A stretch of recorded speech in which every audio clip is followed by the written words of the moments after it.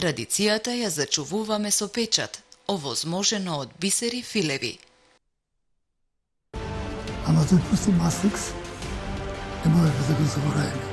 И љубовта кон театарот, не можеме да заборавиме. Кога се растуриваше Вовчево, знаеш колку плачеја народ. Многу плачеја. Тоа е таа конзерва и фамозно злато на Симончевци. Борските на Иван и на Афродита, на Охридските Ромео и Јулија, останале секогаш заедно. Опинци гумени траја и тога пропадна за најкодна. Во македонската историја Охрид дал многу револуционерни личности. Во илинденскиот период и меѓу двете светски војни со својата храброст, слободарски дух и патриотизам се издвојуваат тројца охридски војводи. Тоа се Христо Узунов, Методи Патчев и Петар Чаулев.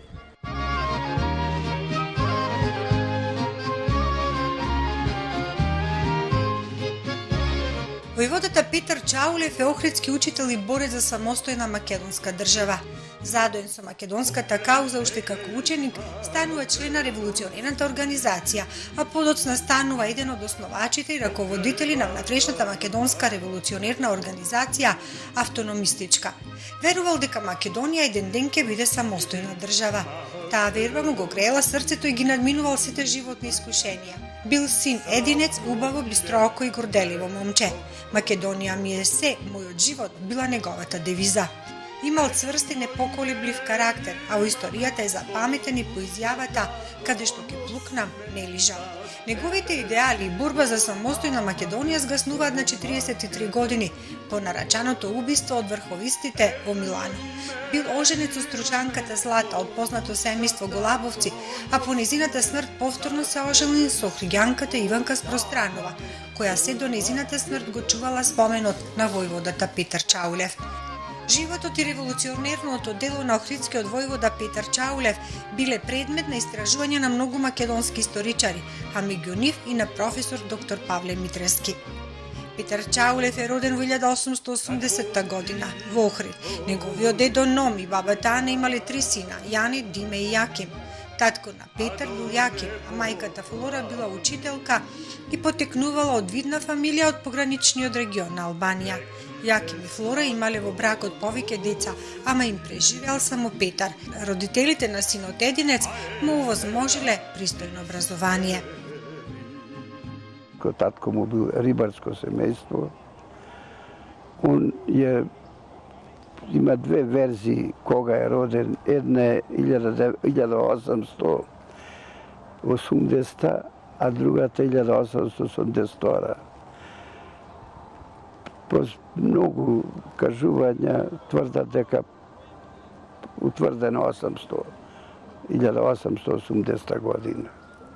Основно образование завршил тука во Охридските училишта, а тогашно средно трокласно училиште во Битола. После тоа, бидејќи околностите барале да тој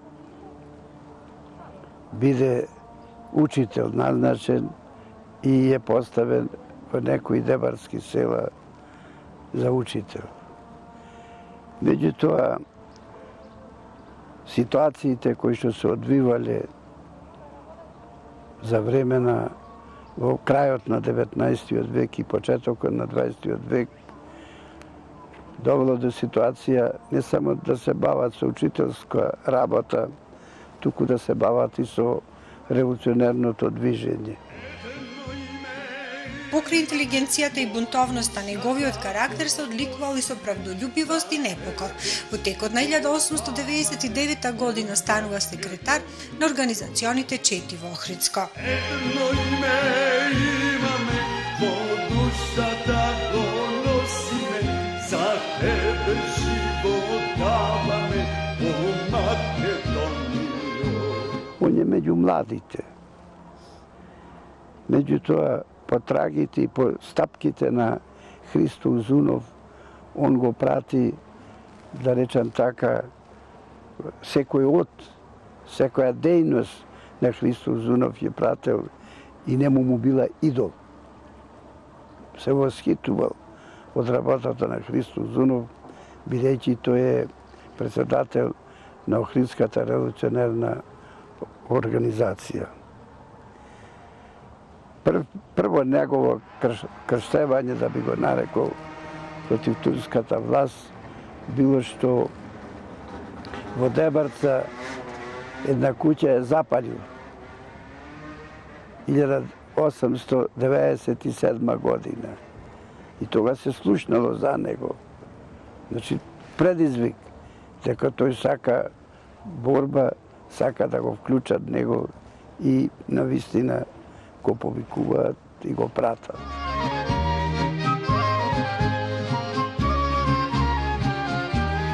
За неговите високи човечки квалитети позитивно мислење дава и Никола Петров Русински, македонски социјалист, раководител и војвода на Македонската револуционерна организација, близок соработник на Гоце Делчев. Историчарот доктор Митрески ни ги пренесува записите кои ги забележал Русински во 1901 година, кога учествувал во организирање на четите во Охридско. Навистина храбро момче, револуционерно, одано, послушно и спремен за акција, за борба. Тоа се покажало низ сите тие 2 години и веќе станува познат, признат од населението. И не случајно со таа негова активност Христо Узунов и раководството на Охридската револуционерна организација го прихваќаат ова младо момче да делува.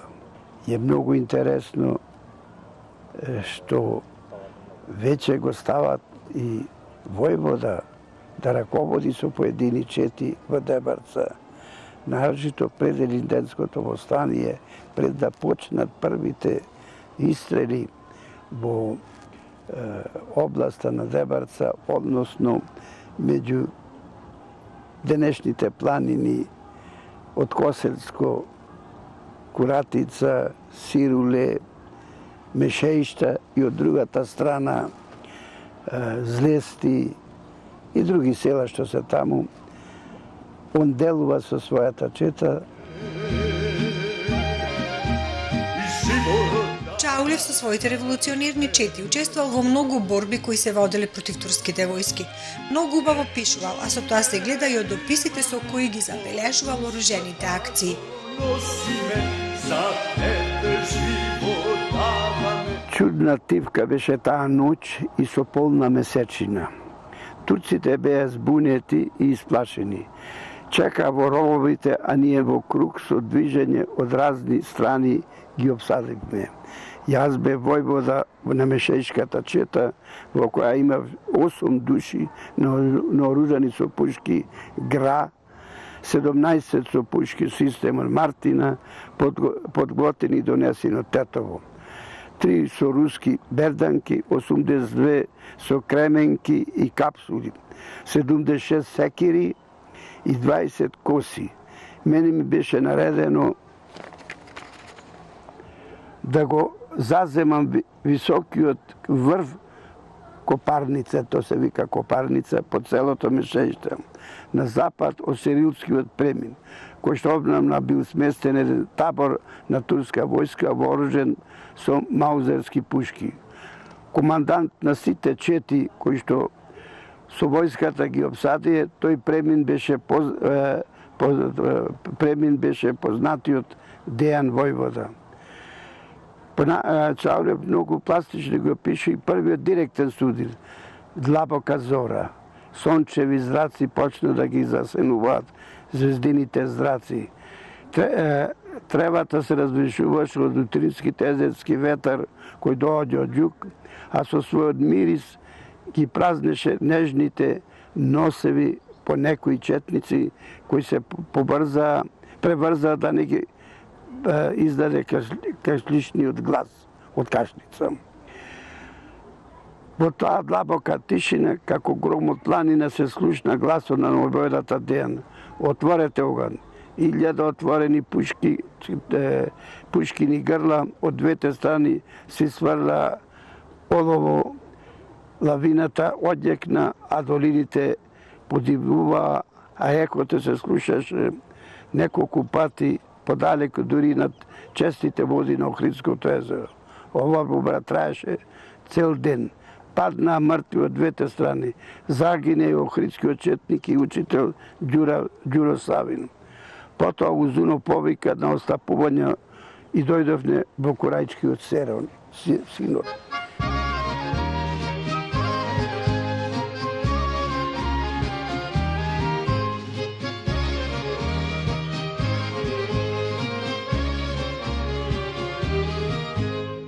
Покрај Егеј Македонци,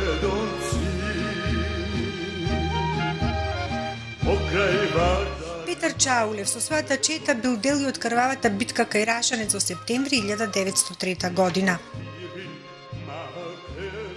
По таа крвава борба гинат и турци и охриѓани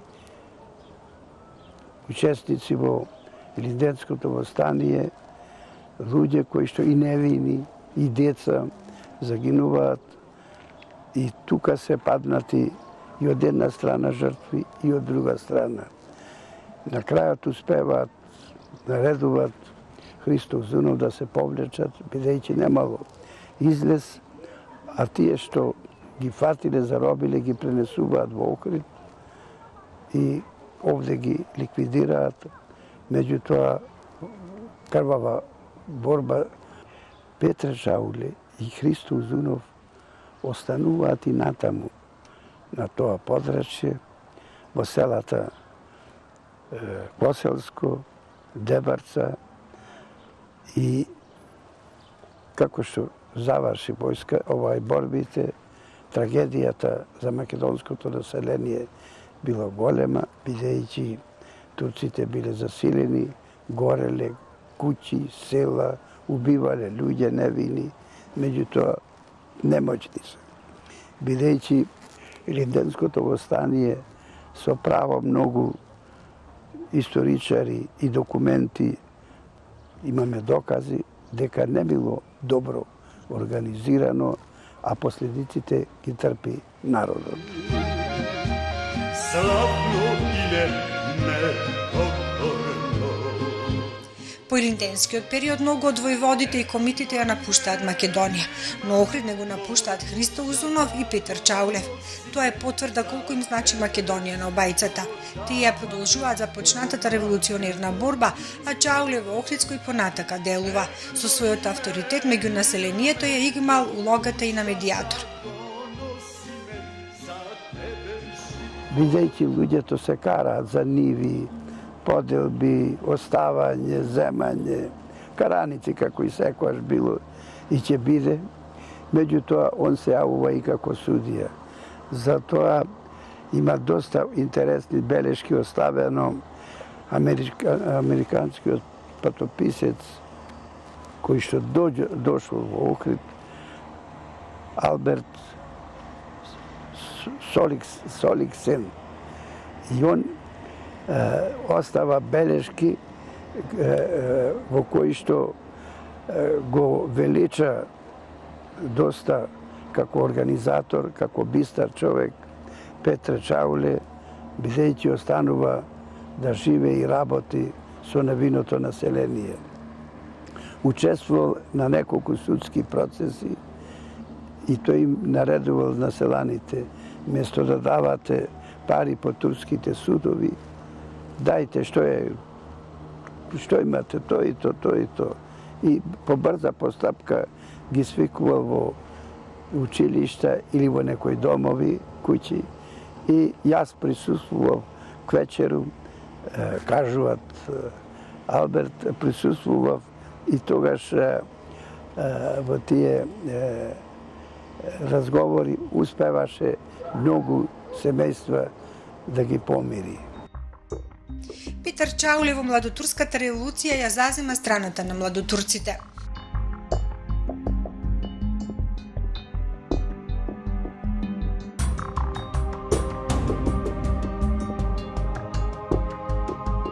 Он е еден од на страната на младотурците, бидејќи младотурското револуционерно движење е позитивно и тој го сватил тоа и им помагал.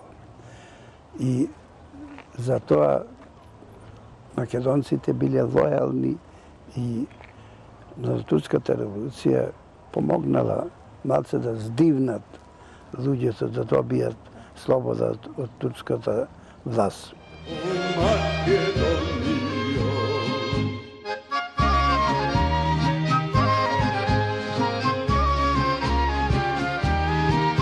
Во Македонија продолжуваат турбулентните историски настани, со нив немируван и борбениот дух на Чаулев.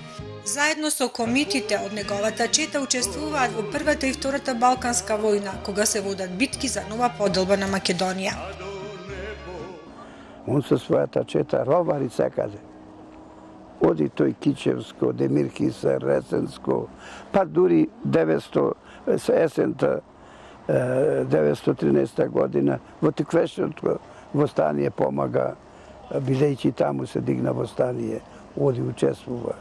Така да е изорал, да речам така, цела Македонија, Битолско, тој е познат меѓу револуционерите во Битола и не случајно познатите дејци револуционерни од Струга, Милан и Христо Матов, како и Никола Христов од Битола, имале навистина почит и задоволство да соработуваат со Петар Чаулев. Нарочито во после Втората Балканска војна, он учествува во борбите против турците и заедно во таа борба учествуваат и србите. Бидејќи таа е Балканска војна, не случајно, да не шириме кој биле како биле.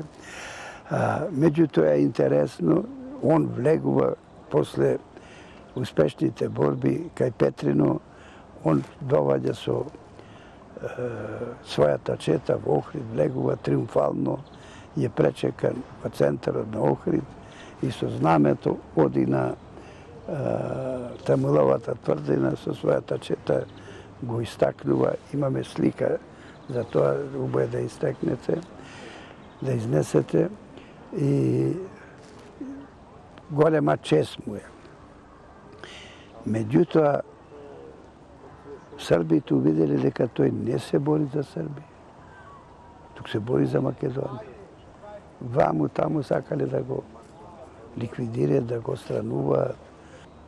Во меѓувреме, во Охридското струшко подрачје, односно на релацијата Елбасан-Дебар-Бишкупеја, Охрид-Струга, настанува едно револуционерно движење во борба против српската власт.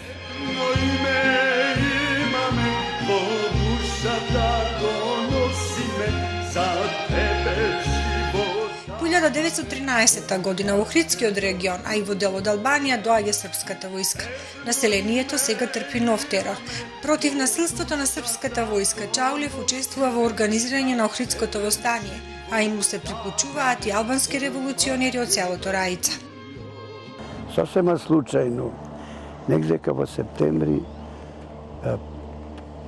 настанува еден судир меѓу војник и албанци во Пишкупеја, во едно село.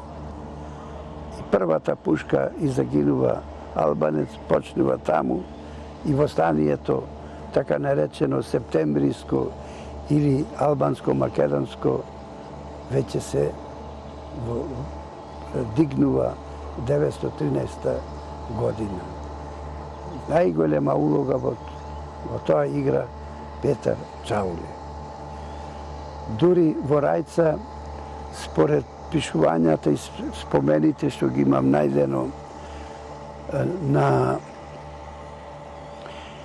писателов од Охрид, од Струга, Ристо Карле, тој бил во Рајца, 11 години имал. И таму во Рајца се формира албанско-македонски штаб,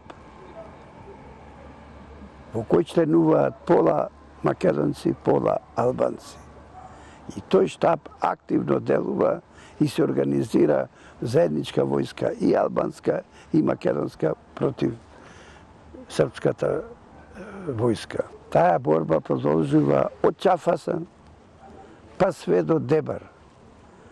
Гинат луѓе и на една и на друга страна.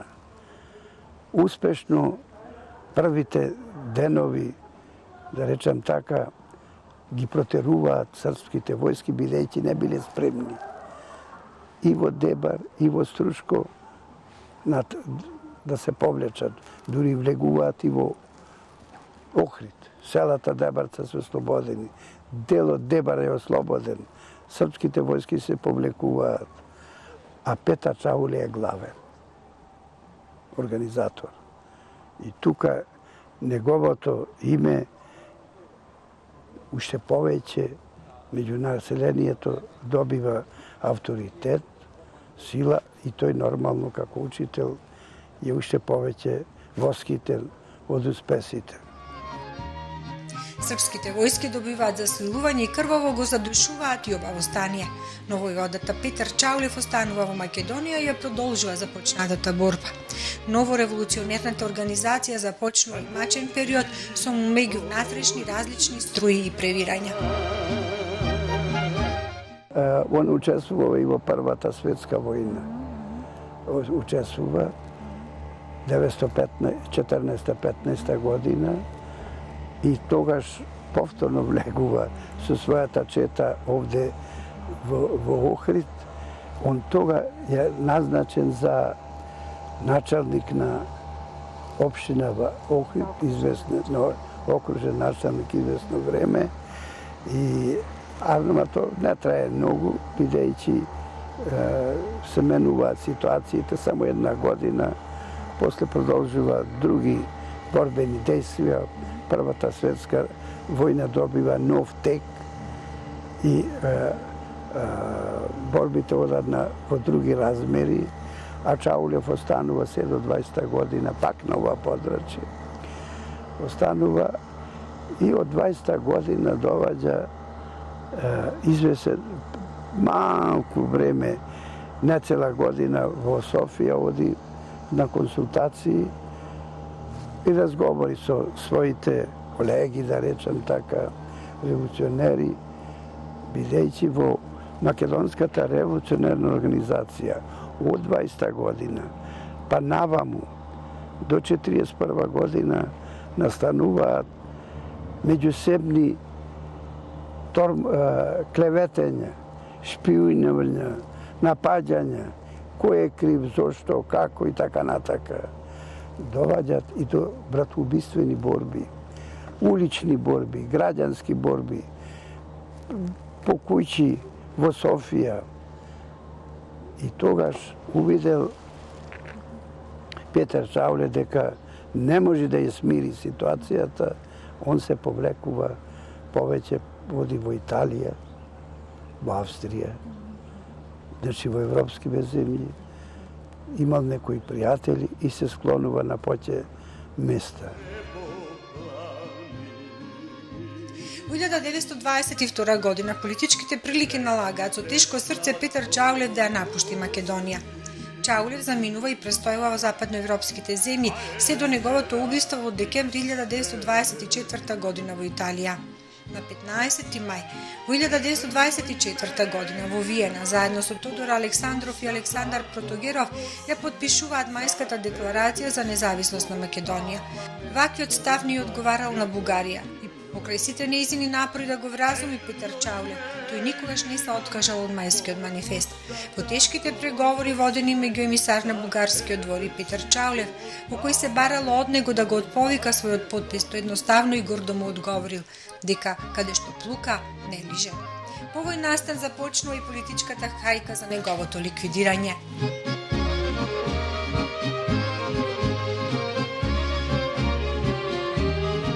Неговите соработници од Македонија, бидејќи е член на револуционерниот округ, член на главниот револуционерен штаб на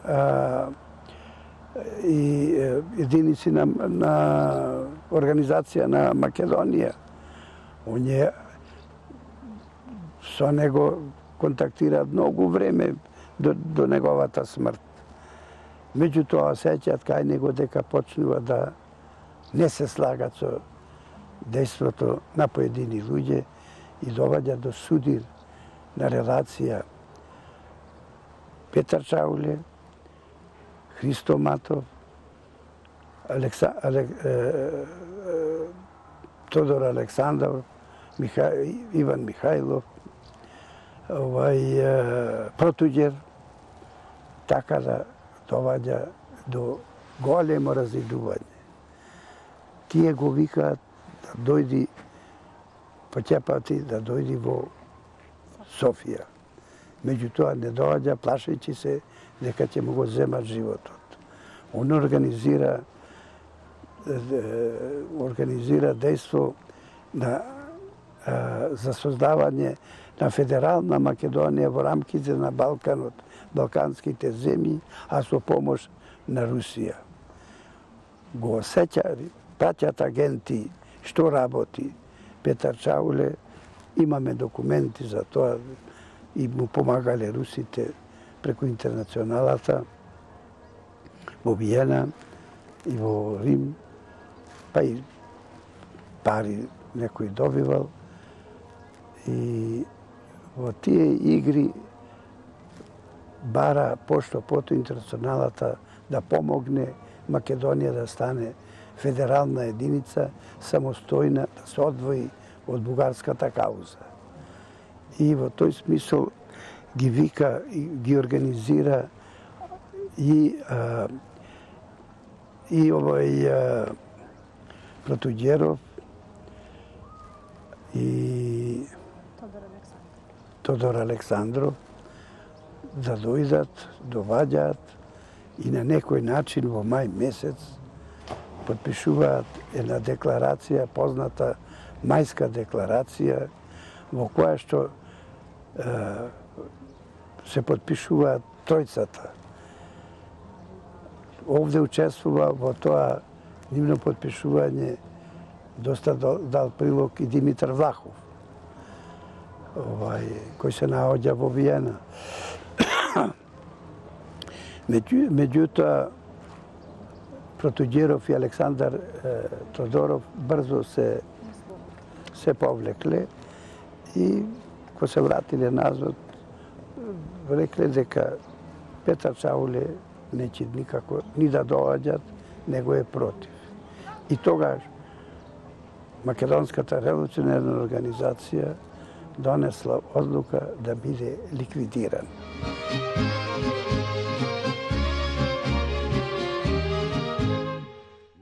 На крајот од 1924 година во едно студено декемвриско пладне, Чаулев е убиен од раката на Димитар Стефанов од Кратова.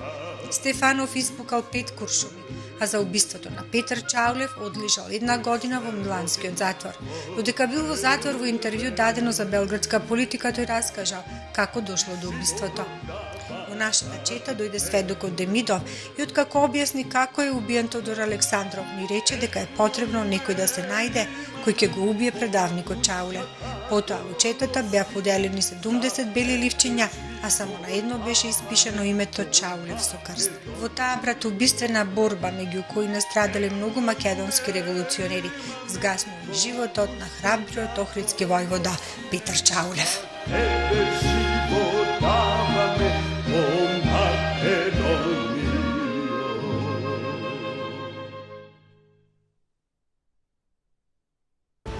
Ама тој пусти Мастрикс, не можеше да го заборавиме.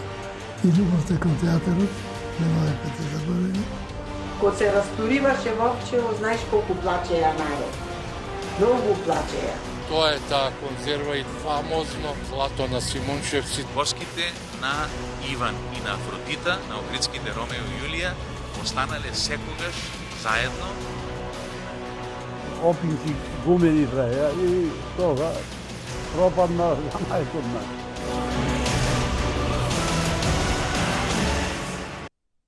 Традицијата ја зачувуваме со печат, овозможено од Бисери Филеви.